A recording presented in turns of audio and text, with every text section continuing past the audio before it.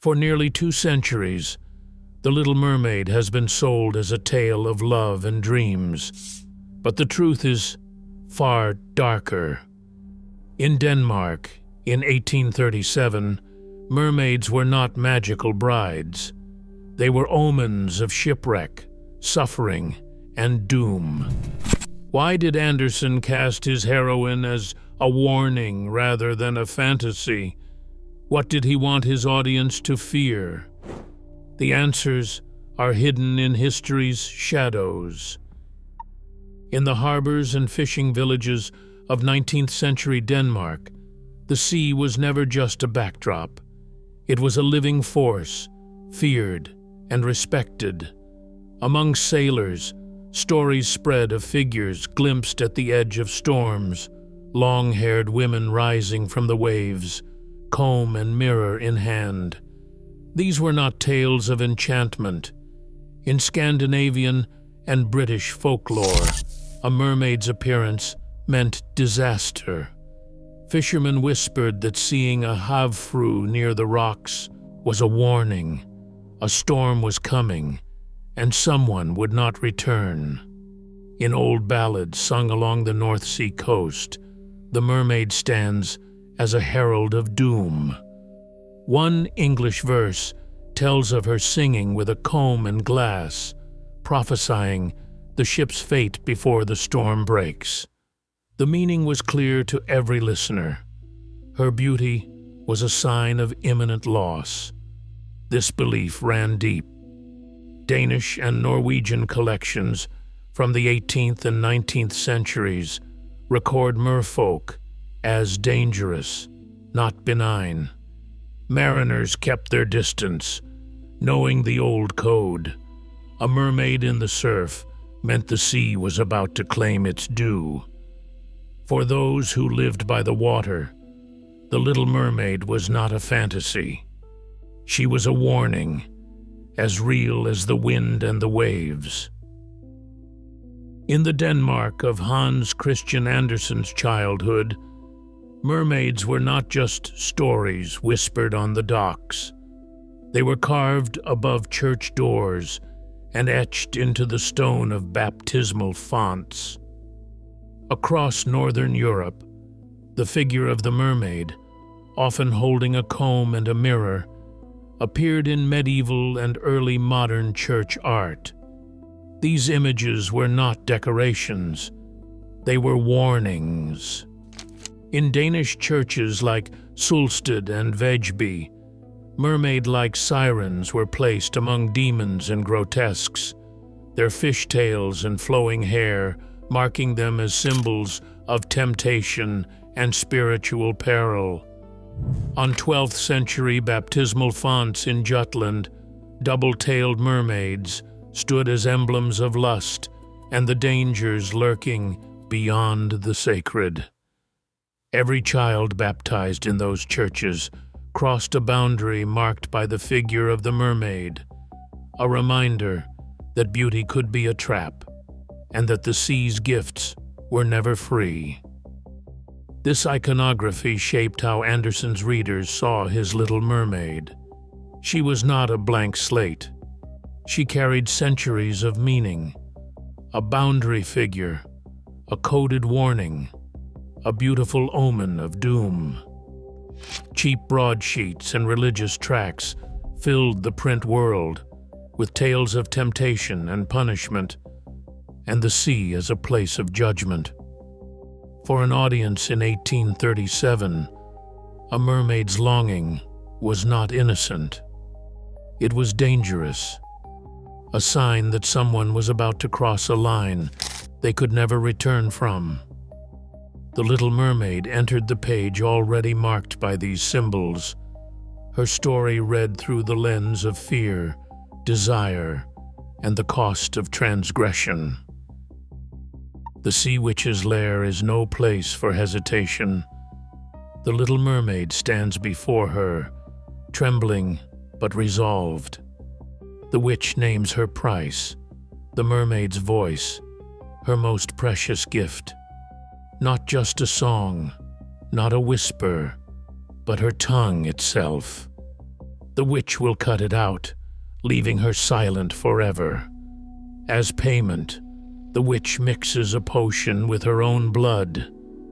The brew promises a body that could walk among humans, but the cost is carved in flesh. The witch warns her, "When you drink this, your tail will split and shrink into legs, and it will feel as if a sharp sword passes through you. Each step on land will be agony, like walking on knives, so that your blood must flow. There is no relief, no promise of healing. If she accepts, she can never return to the sea, never see her family again." The mermaid's answer is unwavering. She accepts the pain, the mutilation, the permanent exile from her world. The witch slices the mermaid's tongue, taking her voice as payment. The potion, thick and red, is placed in her hands. The bargain is sealed, not by magic, but by blood and sacrifice. The path to humanity is not a gentle transformation. It is a deliberate act of self-harm, a violent passage from one world to another. The mermaid drinks, knowing that every moment from now on will be marked by suffering she cannot express. The price of belonging is written in her own blood, and there is no turning back. Silence is not simply absence, it is erasure. The little mermaid emerges from the sea witch's cave, unable to speak, her tongue cut out as payment. What she has lost is more than a voice. It is her only means to declare her pain, her longing, her truth. In Andersen's text, the wound is physical and permanent. She bleeds as she walks on land, every step a fresh agony, the sensation like knives slicing into her feet. There is no relief, no healing. The pain is lifelong, endured in silence, invisible to those around her. At court, she is admired for her beauty and her grace, but never for her will or her suffering. The prince calls her his little mute foundling, lavishing affection the way one might on a pet or a child.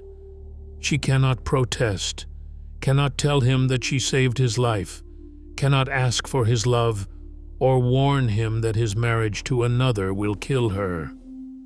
The loss of her voice is a loss of power, of agency, her fate now governed entirely by the desires and decisions of others. Her family, too, is drawn into the spiral of sacrifice. When her sisters realize the cost, they return to the witch, offering their long hair, symbols of their own identity, for a chance to save her. In return, they receive a knife, its blade the only hope of breaking the curse. The price is collective, the suffering shared. Yet the burden remains hers alone, endured in silence, every step a reminder that belonging in the human world comes at the cost of unending pain. The transformation is not a passage to happiness. It is a sentence, one where the mermaid's suffering is unrecognized, her voice stolen, her pain made invisible. The prince stands at the altar, his heart pledged to another. The little mermaid, voiceless and bleeding with every step, watches as the future she sacrificed everything for slips away. That night, her sisters appear on the ship's deck, their hair shorn and faces hollow. In their hands is a knife bought from the witch at the price of their own beauty. If she kills the prince and lets his blood touch her feet, she can return to the sea. Instead, she gazes at the sleeping couple, kisses them softly, and walks to the rail. At dawn, she throws the knife into the waves and casts herself after it. Her body dissolves into 4 a.m., lost to the world she tried to join. Yet, she does not vanish entirely. The daughters of the air lift her spirit and offer a bleak bargain. 300 years of invisible labor, her fate tied to the goodness or wickedness of children. Her suffering is not ended, only transformed. Her soul's salvation, now a distant, conditional hope. Hans Christian Andersen never hid the personal cost behind his story. In 1837, he wrote that he had poured his heart into the Little Mermaid, comparing himself to a creature who cannot obtain her desire. The mermaid's silence, her longing, and her erasure echo the language of Andersen's own letters to Edvard Collin, words filled with yearning that could not be spoken aloud. Yet as the story traveled beyond Denmark, its sharpest edges were gradually blunted. Victorian translators softened the violence. The sea witch's knife became a lost voice. The agony of walking on knives turned into a vague discomfort, and the mermaid's annihilation was reframed as a gentle transformation. English editions for children skipped over the mutilation and the threat of eternal punishment, offering, instead, a lesson in self-denial and obedience. By the late 20th century, Disney's adaptation erased the pain almost entirely. In the 1989 film, Ariel's transformation is painless, her silence is playful, and the ending promises marriage and belonging. The original warning about the cost of erasing oneself for love was replaced by a fantasy of happiness, leaving Andersen's poured heart hidden beneath a layer of bright colors and songs. Fairy tales still shape how we see ourselves and what we are willing to sacrifice to belong. When suffering is rewritten as fantasy, its warning fades. Andersen's darkness endures, reminding us that every story we soften leaves a lesson unlearned. Which truths do we choose to forget? Share your thoughts below.